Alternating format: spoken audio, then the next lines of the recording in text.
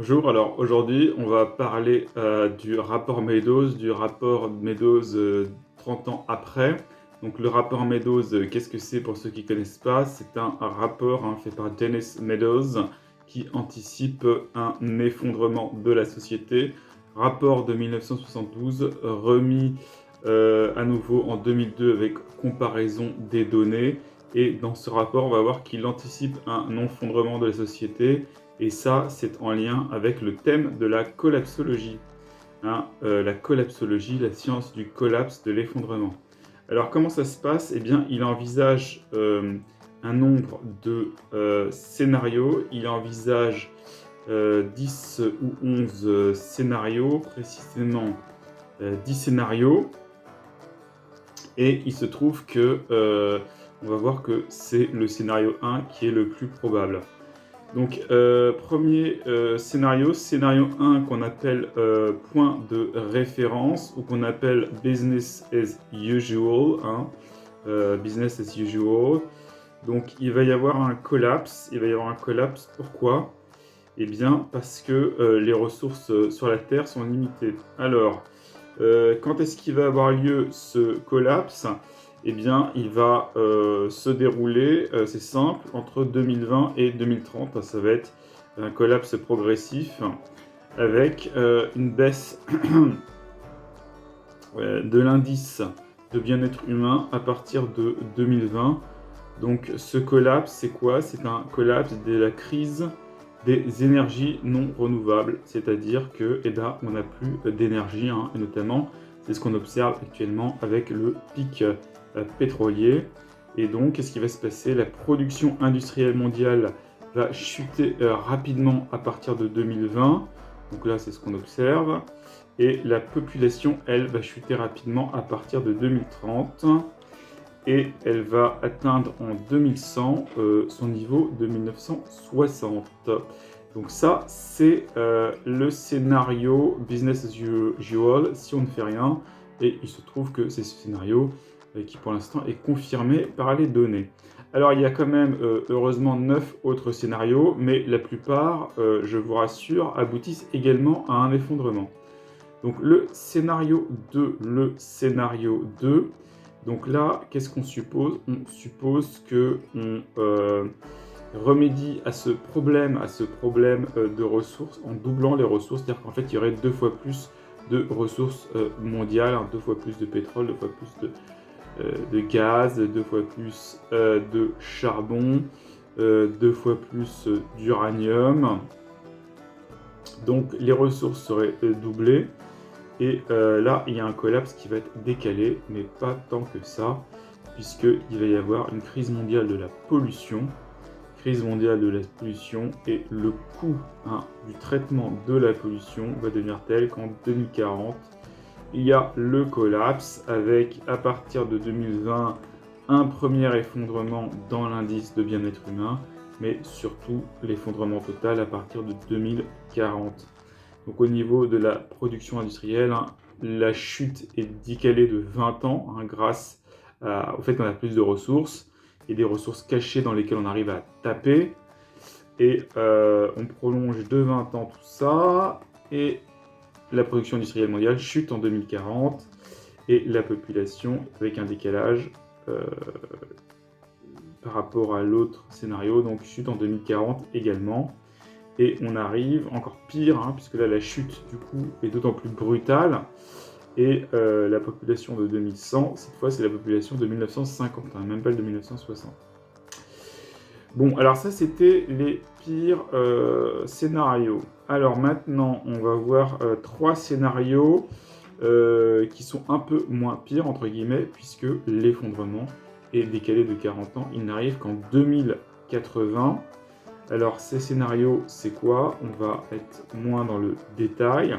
Donc scénario 3, on ajoute... on est toujours dans les ressources doublées, donc on est toujours sur le scénario 2, auquel on a rajouté le problème du contrôle de la pollution. Donc on a inventé une technologie. Qui remédie au problème de la pollution. Alors qu'est-ce qui va se passer?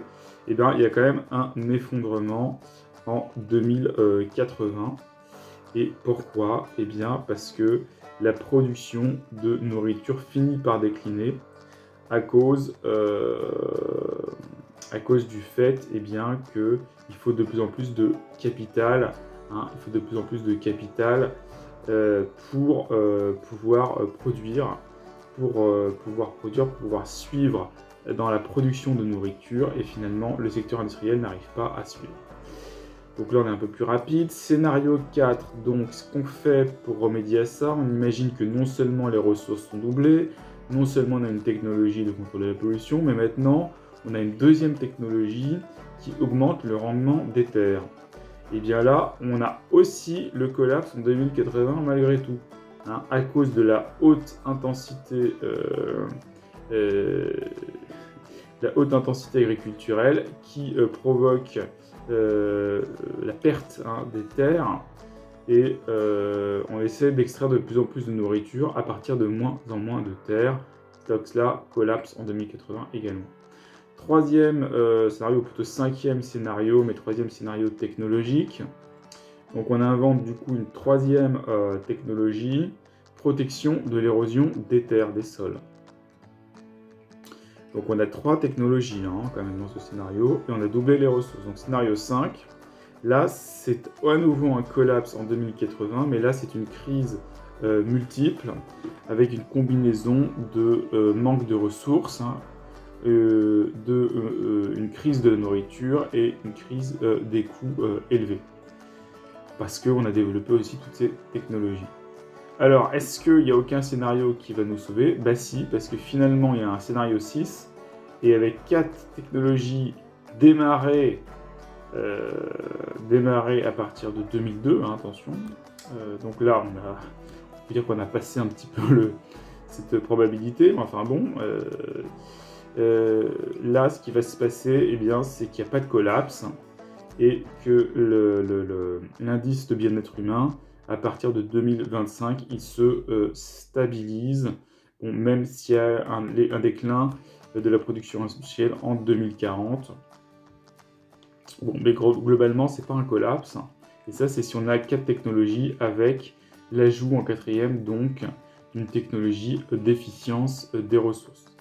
Alors ensuite, il prend une nouvelle hypothèse, il se dit, bon, bah, ça c'était l'aspect technologique, mais si on revient au scénario 2, c'est-à-dire simplement ressources doublées, est-ce qu'on peut emprunter une autre voie que la voie technologique?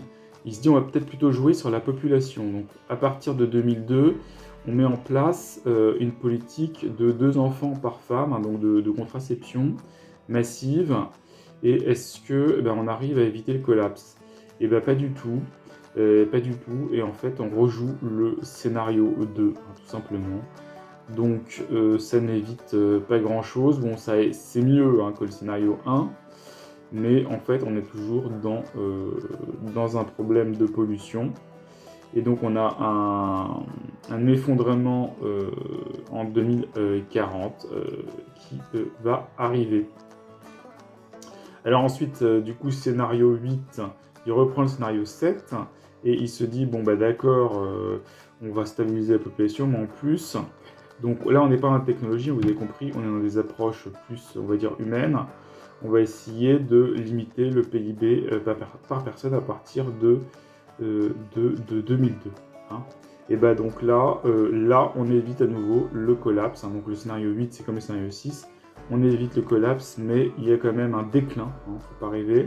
Il y a un déclin qui est lent entre 2020 et 2040. Et finalement, scénario 9, donc là, c'est le scénario qui évite complètement le collapse.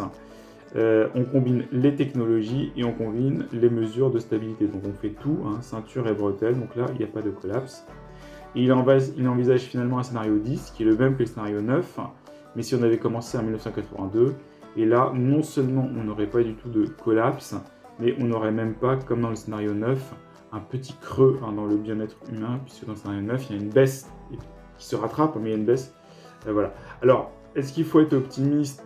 Si on croit à ce modèle, c'est difficile de l'être, parce que tout prouve, notamment les travaux de Graham Turner de 2008 et 2014, si je ne m'abuse.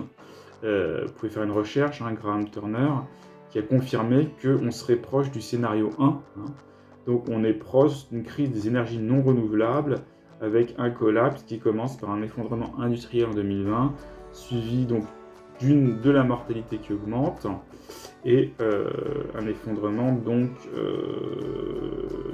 qui s'y situe, qui s'étale de 2020 à 2030, avec un gros effritement de l'indice de bien-être humain, et donc avec une population qui chute, donc qui chute en 2100 au niveau de 1960, et une nourriture mondiale qui atteint en 2040 le niveau de la nourriture mondiale de 1900. Donc ça fait pas beaucoup pour le nombre de personnes que l'on est. Voilà, j'espère que ça vous a éclairé. À bientôt.